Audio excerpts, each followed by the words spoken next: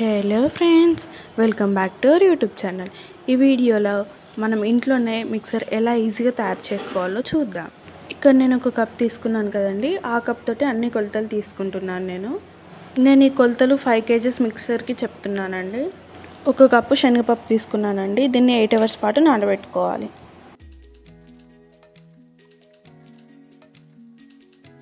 ఒక కప్పు పెసర్లు తీసుకుంటున్నానండి.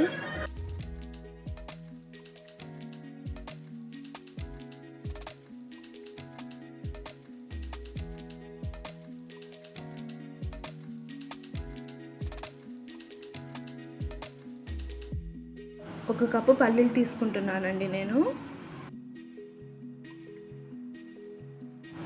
2 కప్పుల అటుకులు తీసుకుంటున్నానండి. నేను దొడ్డ అటుకులు మాత్రమే తీసుకోవాలి. శనగపప్పును పెసరపప్పు 8 hours నానబెట్టినాక ఇలా ఉంటుందండి. దీన్ని నీళ్ళ నుంచి సపరేట్ చేసుకోవాలి. సపరేట్ చేసుకుని ఒక క్లాత్ పైన వేయండి. వాటర్ మొత్తం డ్రై అయిపోవాలి. ఎంత బాగా డ్రై అయితే అంత మంచిగా నూనెలో వేగుతాయండి. చాలా క్రిస్పీగా ఉంటాయి ఎక్కువ డ్రై అయితే.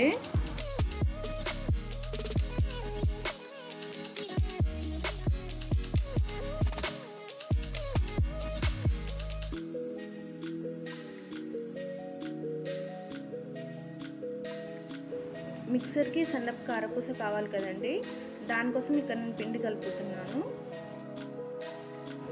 3 కప్పుల బియ్యం పిండి తీసుకోవాలండి. మన టేస్ట్కి తగ్గట్టుగా వాము, ఉప్పు, కారం వేసి బాగా కలపండి.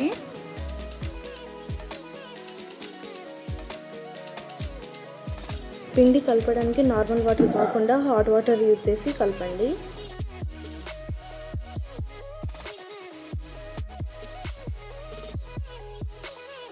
ఇక్కడ నేను బూందీ ఎలా తయారు చేసుకోవాలో చెప్తానండి. 1 కప్పు శనగపిండి తీసుకోండి. మీ టేస్ట్కి తగ్గట్టుగా ఉప్పు, కారం వేసి బాగా కలపండి. ఇక్కడ కూడా నేను హాట్ వాటర్ తోటి పిండి కలుపుతున్నానండి. ఇలా నేను చూపిస్తున్న విధంగా సాఫ్ట్గా ఉండాలండి. ఎట్లాంటి ఉండలు ఉండకూడదు. ఒక కడాయి తీసుకొని అందులో ఫ్రైకి సరిపడా ఆయిల్ వేసుకోండి. తర్వాత ఒక జల్లిగంట తీసుకొని అందులో కలుపుకున్న శనగపిండిని యాడ్ చేయండి. యాడ్ చేసి ఇలా రబ్ చేస్తే కింద చిన్న చిన్న బాల్స్ లాగా పడుతుంది. గోల్డెన్ ఎల్లో కలర్ వచ్చేటట్టుగా ఫ్రై చేసుకోవాలి. ఇలా గోల్డెన్ ఎల్లో కలర్ వచ్చేదాకా ఫ్రై చేయండి.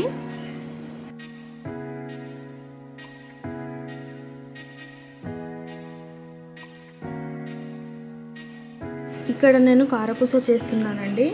ఇంతకుముందు బియ్యం పిండి కలుపుకున్నాను కదండి. అదే పిండిని ప్రెస్సింగ్ మిషన్లో పెట్టి సన్న కారపూస బిళ్ళలు పెట్టుకోండి.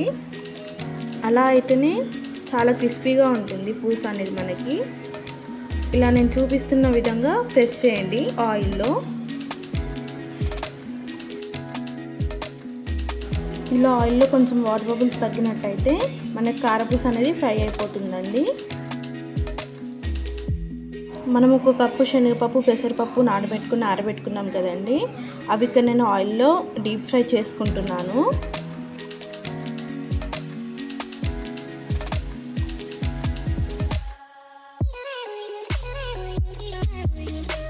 పెసరపప్పు డీప్ ఫ్రై అయిపోయినాక ఇలా ఉంటుందండి. తర్వాత అదే కడాయిలో నేను శనగపప్పు కూడా డీప్ ఫ్రై చేసుకుంటున్నానండి.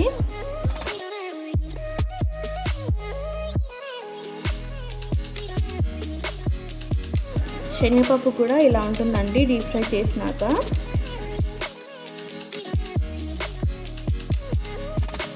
అదే ఆయిల్లో నేను అటుకులు కూడా ఫ్రై చేసుకుంటున్నానండి. ఇవి కొంచెం జాగ్రత్తగా ఫ్రై చేసుకోండి, తొందరగా మాడిపోతాయి కాబట్టి. అటుకులు డీప్ ఫ్రై అయినాక ఇలా ఉంటుందండి. అదే ఆయిల్లో నేను 1 కప్ పల్లీలు తీసుకున్నాను కదండి. అవి కూడా వేయించుకోవాలి. పల్లీలు కొంచెం చిటపటలాడేదాకా వేయించుకోండి. పల్లీలు కొంచెం వేగినాక కరివేపాకు వేయండి.